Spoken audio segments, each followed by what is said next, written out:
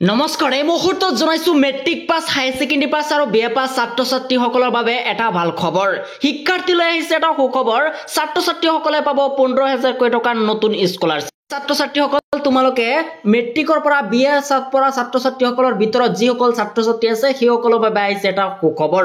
চৰকাৰে মুকলি কৰিছে এটা নতুন স্কলাৰশ্বিপ যিটো স্কলাৰশ্বিপত আবেদন কৰিলে তোমালোকে পাব 15000 টকা পৰ্যন্ত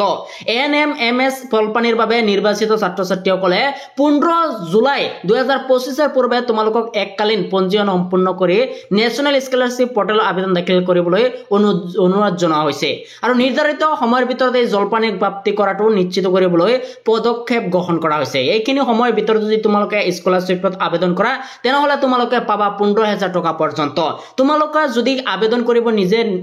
নোপোৱা তেনেহলে হোৱাটসঅ্যাপ গ্ৰুপ ইয়াত ডেসক্ৰিপচনত দিয়া থাকিব তাত তোমালোকে হোৱাটসঅ্যাপ গ্ৰুপটোত এড হবা আৰু গ্ৰুপটোত জয়েনিং হোৱাৰ পিছতে আমি তোমালোকক জনাই দিম কেনেকৈ আবেদন কৰিব পাৰিব ইয়াত কি প্ৰয়োজন হ'ব কেনেকৈ কৰিব লাগে হবিহে জানি লোৱা প্ৰথমতে আধাৰ সংলগ্ন বেংক একাউণ্ট থকাটো তোমালোকৰ জৰুৰী কাৰণ আধাৰ কাৰ্ডৰ লগত বেংক একাউণ্ট লিংক থাকিব লাগিব দ্বিতীয় নম্বৰতে যেটো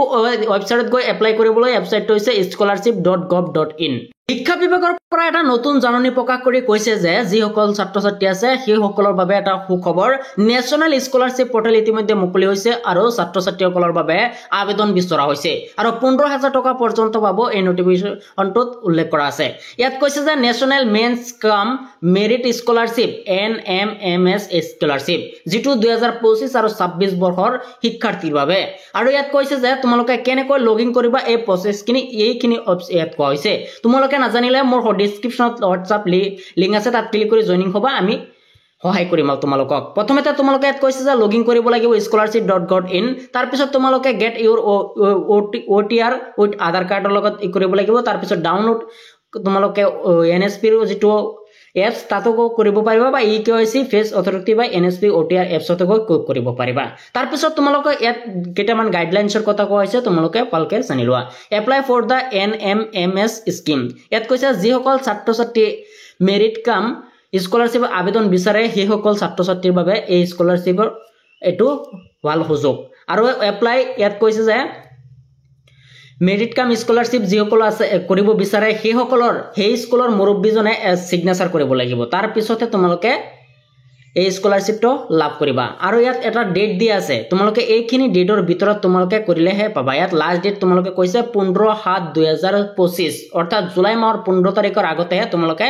আবেদন কৰিবহে পাবা আৰু ইয়াত স্পষ্টভাৱে কোৱা হৈছে যে যিসকল ছাত্ৰ ছাত্ৰীয়ে 2023 22 21 কৰিছিল সেইসকলে ৰিনিউল কৰিলে হ'ব কিন্তু নতুনকৈ আবেদন কৰাৰ প্ৰয়োজন নাই যিসকলে নতুনকৈ কৰি আছে সেইসকলেহে আবেদন কৰিব পাৰিবা আৰু যিসকলে আগতে কৰিছিল সেইসকলে ৰিনিউল কৰিলে হৈ যাব তাৰ পিছত কৈছে ইনষ্টিটিউশন অফ ভেৰিফিকেশন তোমালোকৰ প্ৰথম ভেৰিফিকেশন যেটো হ'ব হেতু তোমালোকে এপ্লাই কৰাৰ পিছতে জমা দিয়াৰ পিছতে তোমালোকৰ প্ৰথম ভেৰিফিকেশনটো হ'ব